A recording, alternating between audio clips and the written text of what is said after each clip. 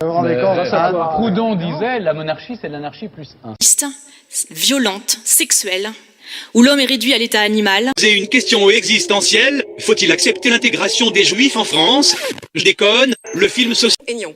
Je n'expliquerai pas pourquoi, tout le monde a compris. Voilà. Il vole pas beaucoup chez Cheminade. Hein. C'est bête. Il fallait bien un genre révolution.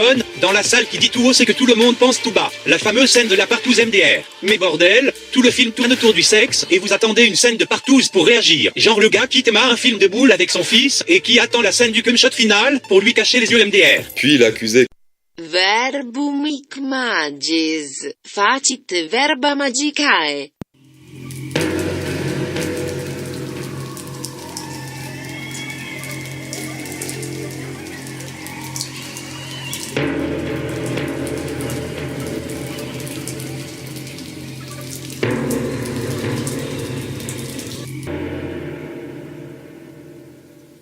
Croyons à la réorganisation du corps national français. Nous proposerons bientôt une organisation politique déployable sur un individu recouvrant un territoire donné. La technologie nous permet d'automatiser ce qui aujourd'hui est le règne de la corruption humaine. Nous avons déjà isolé au sein d'une caste sociale l'ensemble des individus à maintenir sous contrôle. Leurs fichiers nous seront utiles pour lever le voile sur cette génération de criminels. Merci pour votre attention. Soyez tous bénis. Vive le Christ, la France et la résistance. Amen.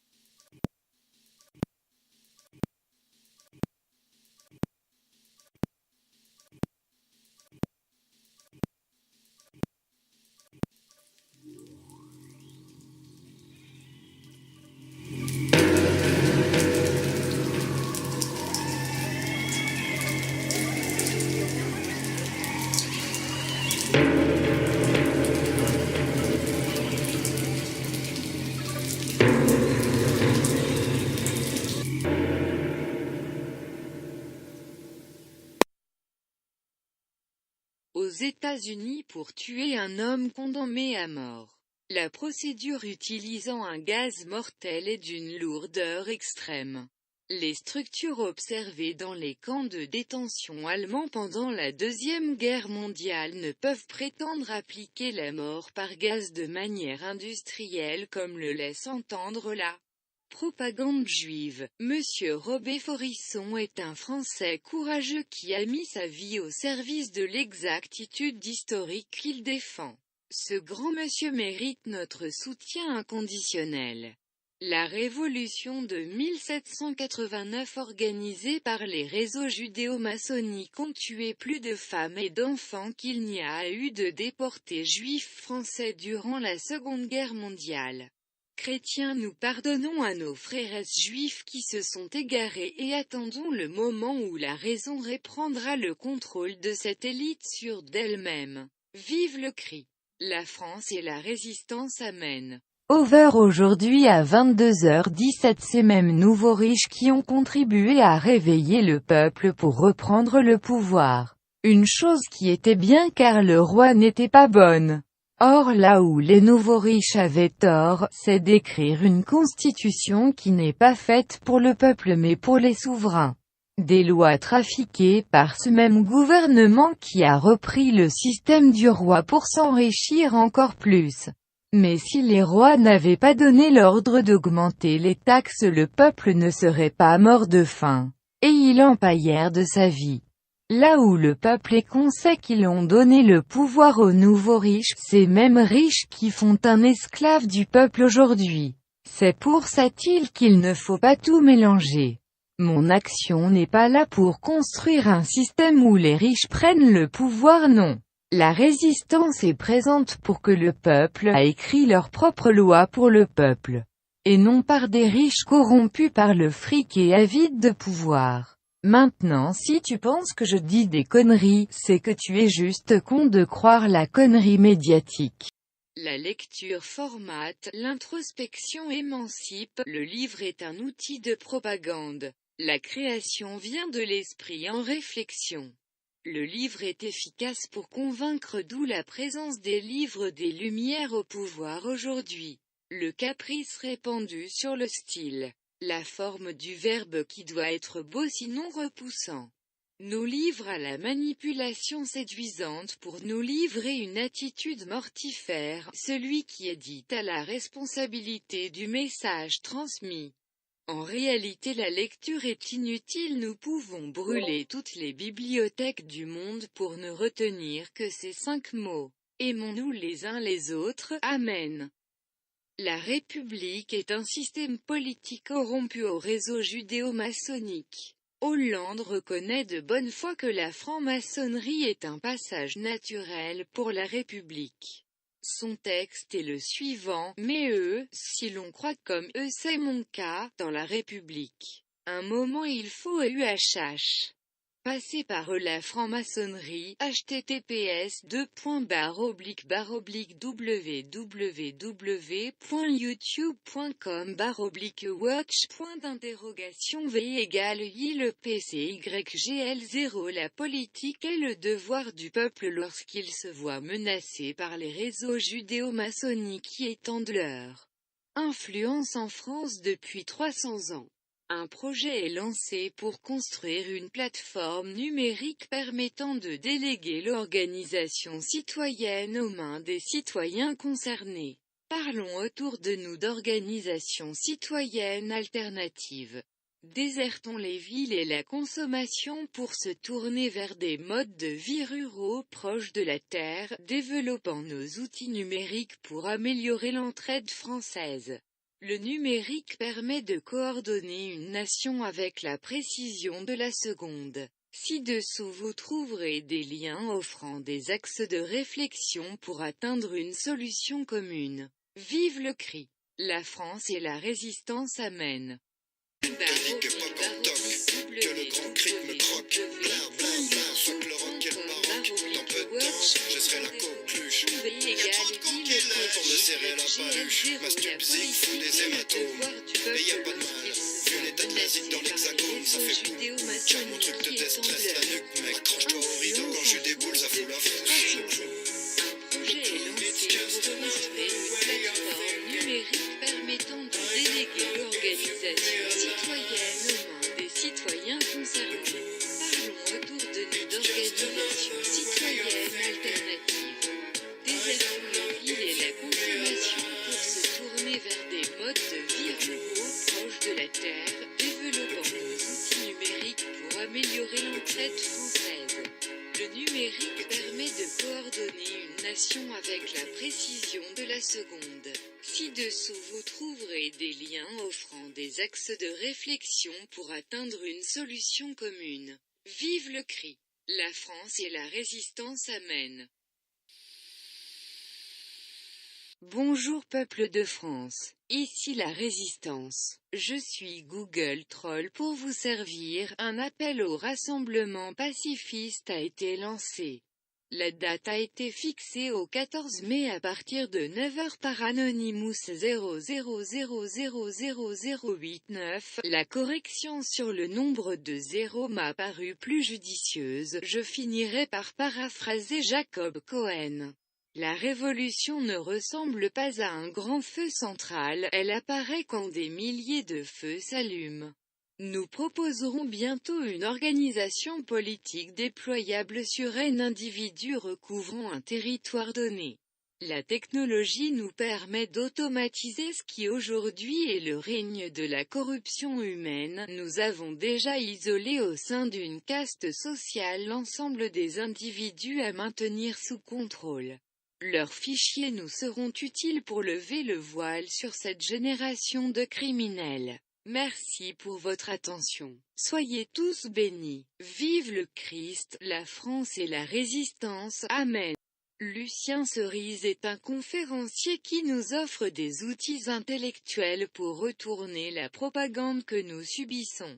Le lien de la conférence https://www.youtube.com/watch.v = 1S7FS0PGTZW présent dans la description, nous dévoile la régularité de triche concernant des votes dans les institutions républicaines.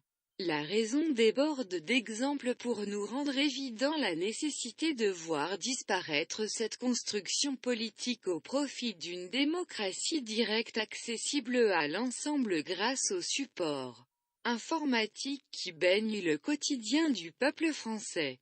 La France se trouve dans le cœur de chacun, travaillons pour faire briller ce cœur aux yeux de tous. Vive le Christ, la France et la résistance. Amen. Le CO2 nous est vendu par les Verts alors que notre végétation en est en manque pour développer son plein potentiel.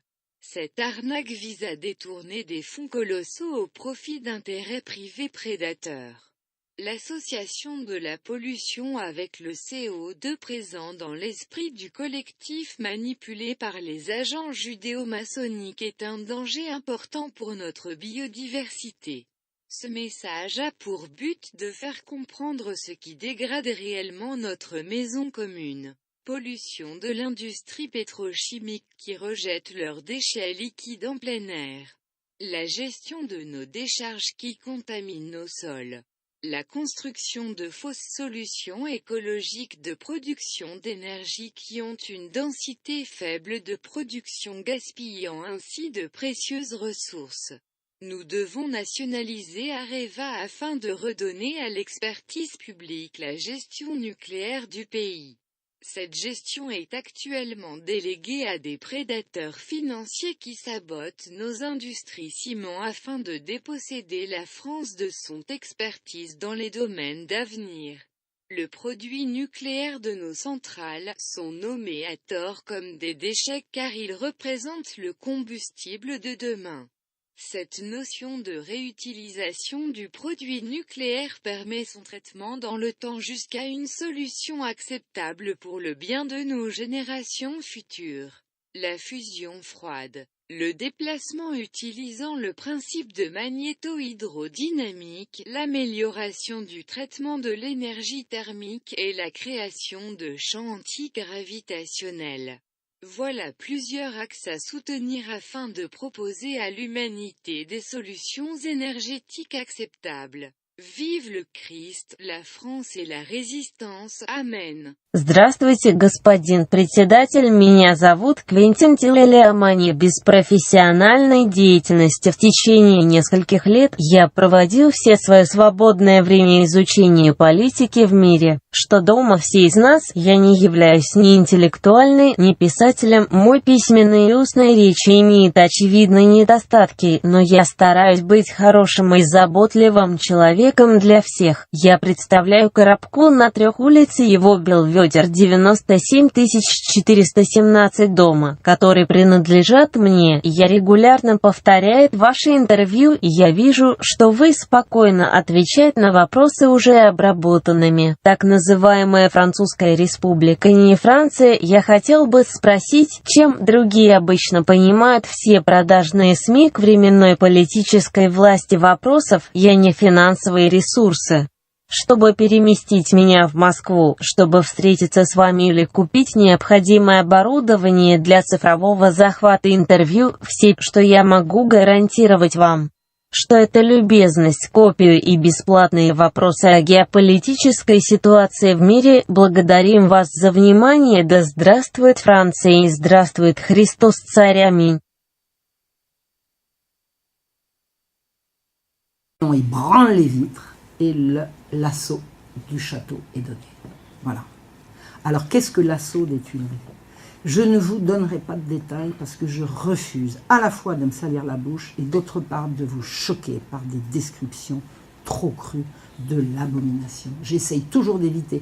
Je suis souvent dans une situation extrêmement difficile de devoir dénoncer des horreurs sans les nommer. C'est extrêmement difficile. J'essaye toujours de faire une cote mal taillée entre ce qu'il faut dire et ce qu'il faut taire. Ce que je peux vous dire, c'est que l'assaut des Tuileries a été un assaut d'atrocité indicible contre la population du château. Une sauvagerie que l'imagination normale d'un être sain refuse. On a tué, on a pillé, on a profané. Hommes, femmes et même enfants ont été massacrés, brûlés vifs, mutilés et mangés. Des actes de cannibalisme ont eu lieu dans l'intérieur du château, dans les cuisines. Ça a été une abomination. On a bu du sang d'hommes encore palpitants. On a enlevé des cœurs vivants. On a arraché des cœurs vivants. On a massacré jusqu'aux chiens. C'est une épouvante. L'assaut des Tuileries est une épouvante. Au son des hurlements des victimes de l'assaut, l'Assemblée législative a cru être enfin arrivée au terme de son projet. Elle va gouverner la France avec un roi potiche, parce que depuis le début, c'est ça dont il s'agit. Juste une remarque quand même en passant, peut-être fera-t-on un jour l'analyse de tout ça. Évidemment, il est parti sans aucun moyen, il n'avait pas d'argent, pas de moyens, pas de soutien, c'est une blague. Non, c'est pas une blague, justement. Julien Drey dans Justement, Henri, tu vois, si tu me permets, c'est pas une blague. Et c'est même ça qu'il va falloir faire réfléchir beaucoup de gens. Parce que au départ, je peux témoigner, et alors après, à part mettre ma parole en doute, il n'y avait rien. Voilà, ça s'est fait avec des bouts de ficelle. Il y a 3 membres de son cabinet qui sont partis, qui gagnaient 2500 € par mois, point à la ligne, et il leur a dit maintenant on construit un mouvement. Voilà, il n'y a pas eu de banques qui se sont mis derrière. Ne reprends pas à ton compte ce genre d'arguments ou de lobbies qui se sont mis en mouvement, etc. Et tout. Après, il a fait ses dîners à l'américaine, il a récolté de l'argent, il a mangé beaucoup, il a à partir de là fait effectivement ce qu'il doit faire un candidat. Mais moi, je voudrais juste revenir sur une chose. Ce soir, il y a quand même, parce que quand Henri Guénaud nous dit mais non, c'est un rejet, etc., il y a quand même quelque chose qui s'est passé dans cette campagne. Et dans le deuxième tour, on n'a jamais vu une campagne où autant de drapeaux européens. C'est la première fois. Et d'un certain point de vue, les 65%, c'est quand même 65% pour l'Europe. Mais oui, c'est ça qui s'est passé. On va se rendre au nom. Une Europe qu'il faut changer, qu'il faut bousculer, mais quand même, c'est un discours pro-européen. On va se rendre au nom. Où Apolline de Malherbe nous attend pour BFM TV, Apolline. Oui, mais justement, à la sortie de l'Europe. Et les Français ont dit parce que le choix, c'est pas entre la sortie de l'Europe et J'ai eu l'honneur d'écrire plusieurs lettres à l'Assemblée nationale pour demander une loi répressive contre ceux qui provoquent la multitude au crime. Elle n'a encore rien fait. Chaque jour, les agitateurs excitent le peuple aux actes de violence les plus criminels. Hier encore, des citoyens ont été poursuivis, accablés d'injures et de coups.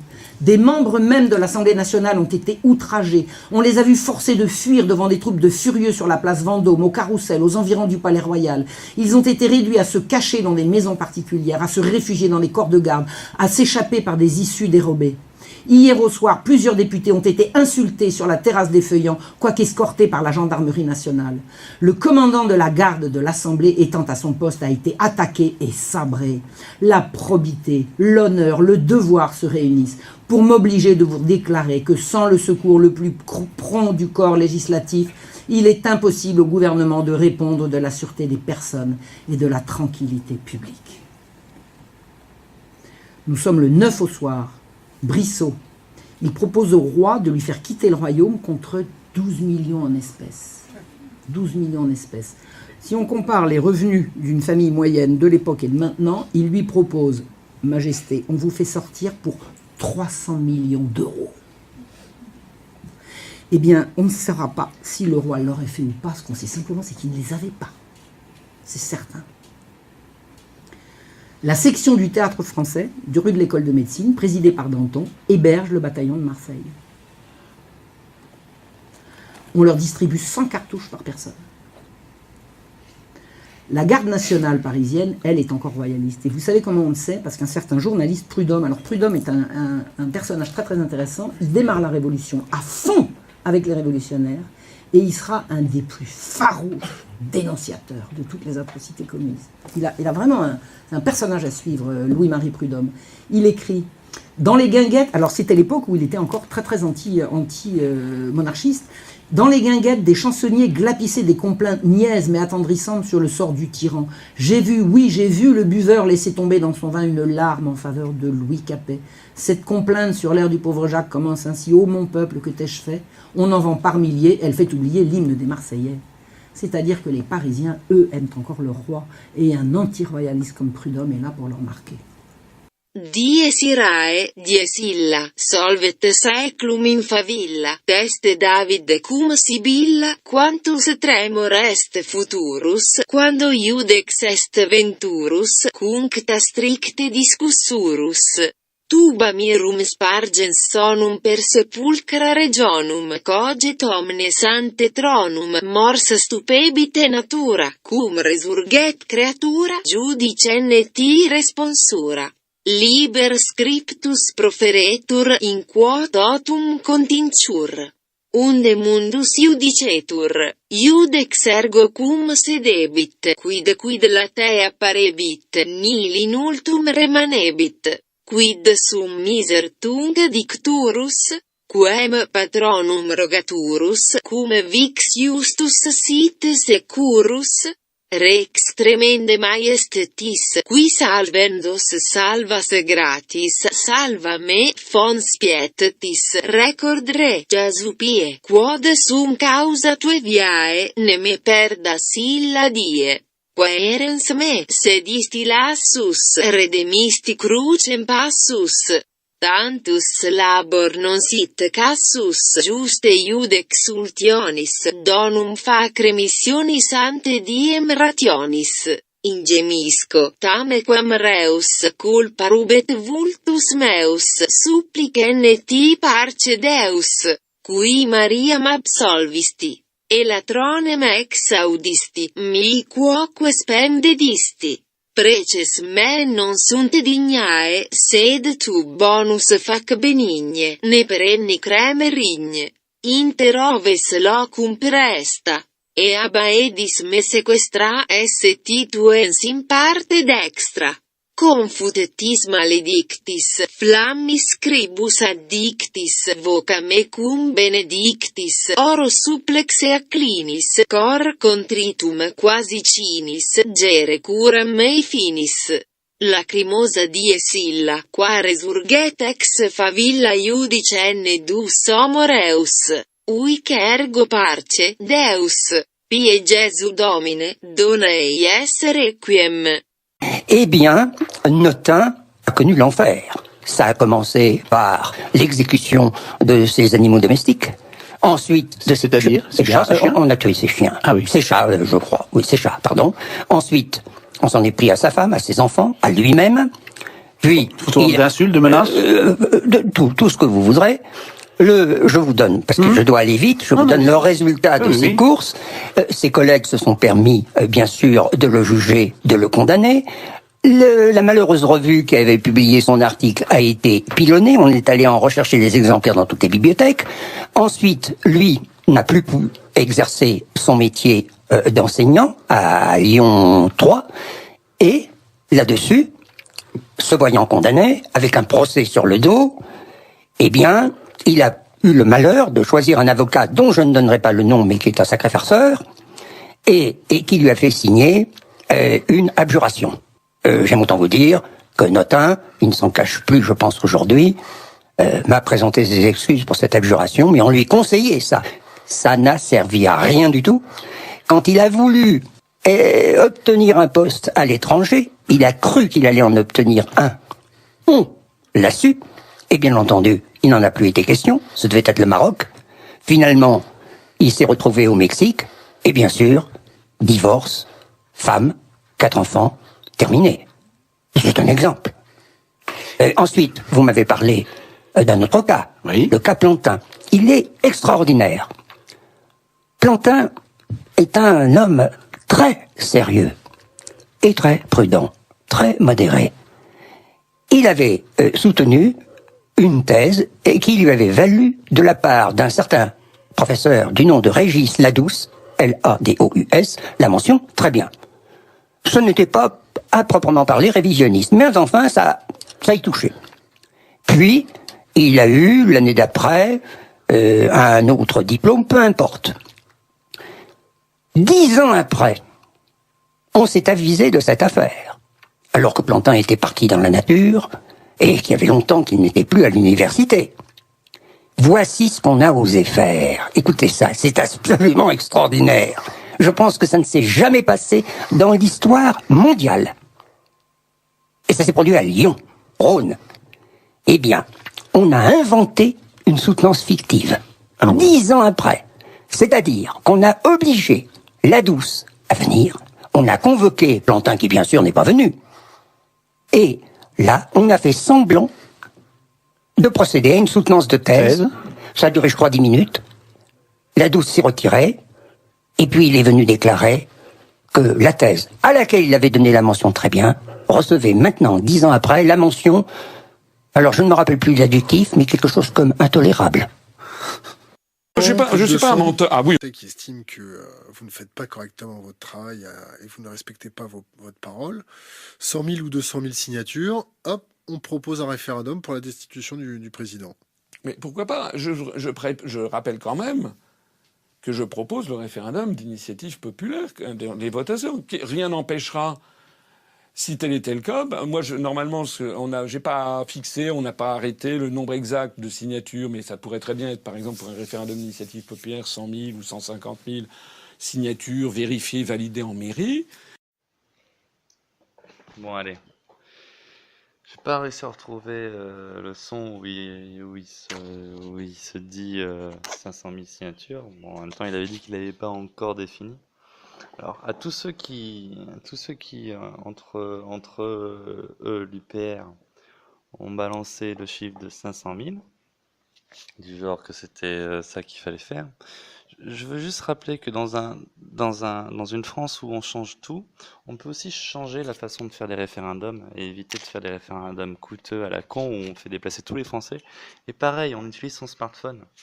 Comment dire, on pourrait s'amuser à chaque Français pourrait répondre à 10 référendums en même pas une heure. Oui, non, oui, non, oui, non, oui, non. Point. Le tout qui arrive sur ton smartphone, tout machin, on prend l'avis de tout le monde et on fait avancer tout bien plus vite. Alors, monsieur qui prône la révolution de tout ça, pourquoi avoir monté ce chiffre, hein? Pourquoi pas permettre à déjà 100 000, il faut les trouver les 100 000 signatures pour le tirage au sort. Et après, il faudra faire des bons débats et publier tout ça pour savoir si les gens ils vont voter oui ou non. Mais une fois que le débat sera lancé, on votera tous oui, parce qu'on comprend tous l'intérêt en réalité. Que ce soit le tirage au sort, que ce soit les lois à la con sur l'agriculture, sur le fait qu'on ne puisse pas vendre les produits français, enfin quand je dis les produits français, c'est même pas les semences françaises vieilles de plusieurs générations au profit de Monsanto, avec le cahier de charges des charges européens, etc., sur les seules semences qui sont commercialisables. Enfin, il y a tellement de sujets où c'est important qu'on entende la voix profonde de la France, et là, il vient de tout ralentir. Donc à ceux qui disent oui, on aura trop de référendums après, j'ai envie de leur dire ferme ta gueule, et deux, tant mieux s'il y a plein de référendums, c'est-à-dire qu'il y a plein de questions à poser, il y a plein de changements à faire. Et s'il y a plein de référendums, il suffit après d'alléger la procédure au niveau de l'application des référendums. C'est archaïque de se déplacer avec un bout de papier. C'est archaïque, c'est vieux, c'est loin d'être des économies d'énergie. À vrai dire, sa première réforme qu'il pourrait s'amuser à faire, ça serait au niveau des référendums et de la façon de participer au référendum. Ok? Donc j'espère vraiment que ce message, parce que c'est un message de colère, va atteindre les oreilles de Monsieur Asselineau et il va revoir son chiffre à la baisse, parce que 500 000 c'est trop. 500 000 ça permet pas de changer rapidement. 500 000 ça va justement bloquer. Ça va bloquer, on va encore vivre le même mascarade. Et après, il va encore nous dire, il sera peut-être pas tenu de respecter les référendums à la Sarkozy. Non, mais ça commence comme ça et ça finit par une grosse quenelle dans notre fion, à tous. Et ça, j'ai pas... Enfin, nous avons pas envie, de toute façon. Sans déconner, sans déconner. Bon. Bonjour peuple de France, ici la Résistance. Je suis Google Troll pour vous servir. Cette apparition a uniquement pour but de promouvoir la réorganisation narcissique de la chaîne Till L'Espiègle. https://www.youtube.com/channel/usj9caslo-osi1uziwfw. Lorsqu'une vidéo est créée pour faire la pub du contenu présent sur la chaîne de cette même vidéo, nous sommes devant l'évidence d'une dérive égocentrique certaine qui nécessite de lourdes interventions chirurgicales. Je vais devoir formuler le contenu du fichier main.tp. Navré pour le dérangement, l'écoute reste soumise à vos besoins primaires. 3h50, 523, je crois que ça commence comme ça un programme 2 minutes 23, on a encore du temps pour rigoler. En gros le message de la vidéo est simple, si tu veux entendre mets la vitesse X2 sur mes vidéos. Tu gagneras du temps. Émoticône clignant de l'œil. Putain, y a aucun symbole pour les lignes de commentaires dans cet éditeur où je les ai tous oubliés. Tanpi. J'ai besoin de 6,50 minutes de vidéo pour nous faire entendre le message.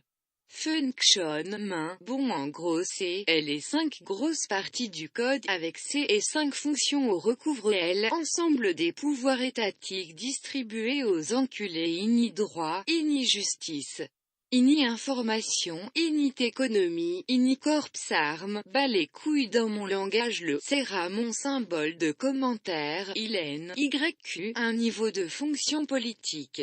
Toute chaîne non citoyenne des informations sera interdit de promouvoir des messages politiques véhiculant une opinion. Les médias privés seront uniquement destinés au divertissement lorsqu'une prise d'opinion sera aperçue dans le réseau médiatique privé, ce dernier sera démonté et réduit. Seul le média français permettra l'acquisition des informations du pays afin de mettre en avant la pluralité française. Tous les Français proposant une réflexion sera référencé. Attraction populaire servira pour faire remonter les plus valeureux d'entre nous. ILN, YAQ, une classe de français à programmer. Possédant les outils numériques pour agir à tous les postes de pouvoir que nous définirons dans le programme INI français. Et là il y a toutes les conneries des Akeli BJ Querimskouille, JBZ de légère portable, DB Java Kri, Java Rootkit pratique, Phantom, enfin bref je crois que j'y ai dépassé le temps. C'est silencieux depuis un moment, fallait partir. Je vous laisse programmer le reste, je vais coller le fichier quelque part par-ci par-là, et vive le cri. La France et la résistance, amen. Puis merde, j'ai décidé de vivre loin sur la colline, vivre seul dans une maison avec la vue de ma raison. Je préfère vivre pauvre avec mon âme que vivre riche avec la leur. Si le blé me file du bonheur, je me ferais peut-être agriculteur.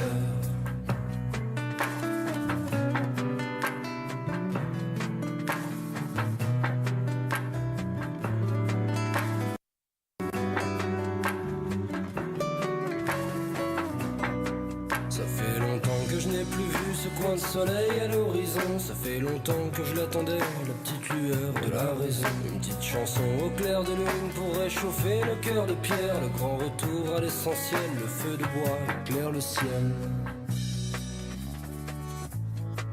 Le grand retour à l'essentiel, le feu de bois éclaire le ciel. La mélodie de la nature reprend ses droits sur la folie. C'est toute la vie qui nous observe, que l'on oublie au fil du temps. La mélodie, celle de la vie que l'on consume à chaque instant. Tous nos acquis s'écrasent au sol et j'ai choisi la clé des champs.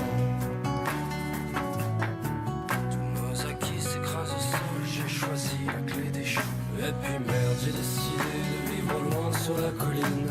seul dans une maison avec la vue, ma raison. Je préfère vivre pauvre avec mon âme que vivre riche avec la leur. Si le blé me file du bonheur, je me ferais peut-être agriculteur. Et puis merde, j'ai décidé de vivre loin sur la colline, vivre seul dans une maison avec la vue, ma raison. Je préfère vivre pauvre avec mon âme que vivre riche avec la leur. Si le blé me file du bonheur, je me ferais peut-être agriculteur. Et si le blé me file du bonheur, je me ferais peut-être agriculteur.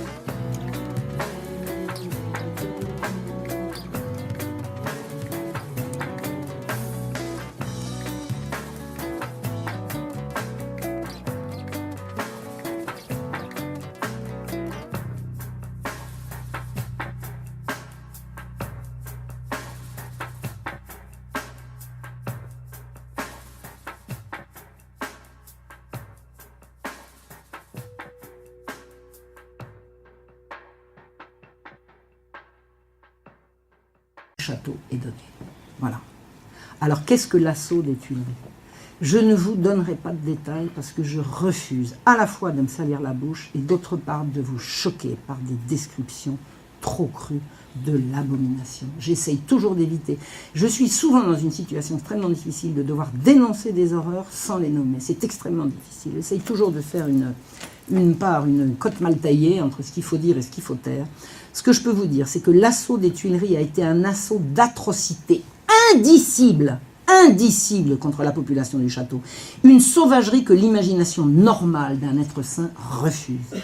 On a tué, on a pillé, on a profané. Hommes, femmes et même enfants ont été massacrés, brûlés vifs, mutilés et mangés. Des actes de cannibalisme ont eu lieu dans l'intérieur du château, dans les cuisines. Ça a été une abomination. On a bu du sang d'hommes encore palpitant. On a enlevé des cœurs vivants. On a arraché des cœurs vivants. On a massacré jusqu'aux chiens. C'est une épouvante. L'assaut des Tuileries est une épouvante. Au son des hurlements des victimes de l'assaut, l'Assemblée législative a cru être enfin arrivée au terme de son projet. Elle va gouverner la France avec un roi potiche, parce que depuis le début, c'est ça dont il s'agit. L'Assemblée croit qu'elle a gagné. Elle va décréter la suspension du roi, la convocation d'une convention, et en fait, ces décrets sont prêts depuis des semaines. Tout ça, c'est préparé minutieusement. Donc, une convention nationale va être convoquée. Le roi est provisoirement suspendu, toute réserve faite de la mesure que la Convention croirait devoir prendre, c'est-à-dire qu'éventuellement, on pourrait lui faire son procès, mais éventuellement, c'est encore tout à fait suspendu. Les ministres sont déchus, on rappelle Roland, Servan et Clavière. Vous voyez, ceux-là, ils voulaient vraiment devenir ministres, ils vont l'être de nouveau. Et en présence de la famille royale, entassée dans le logographe, on nomme un nouveau ministre de la Justice, Danton, et on décrète que le roi va être installé au palais du Luxembourg, où il attendra les décision de la Convention. Voilà. Donc le roi va être mis au Luxembourg, et puis ce que la Convention, ce que le peuple, parce que la Convention, vous avez compris, va être le peuple, donc ce que le peuple va décider, le roi ira l'attendre avec sa famille au palais du Luxembourg. Et le petit garçon, le dauphin, le petit garçon, il avait quel âge? Il avait 7 ans à l'époque, 6 ans, 7 ans, aura pour gouverneur un certain Petion. Pauvre enfant. Et en fait, qu'est-ce qui se passe? On prépare l'arrivée du duc d'Orléans. Ce que veulent ces gens-là, c'est un changement de dynastie, c'est pas vraiment un renversement de la royauté. Vous voyez ce que je veux dire? C'est l'idée de faire une république n'est pas dans ses plans. Elle n'est pas dans ses plans. Donc, ce qu'on essaye, et derrière, le duc d'Orléans est derrière toutes ces manœuvres. le duc d'Orléans est le grand maître du Grand Orient de France. Et il est prince. Et il est riche. Et il sait spéculer lui aussi sur les blés, faire monter les prix. Et ensuite, vous savez, on a du blé, on le met de côté, le prix monte, les gens hurlent, on arrive en disant « je vous distribue du blé ». Ah, il est gentil. Voilà.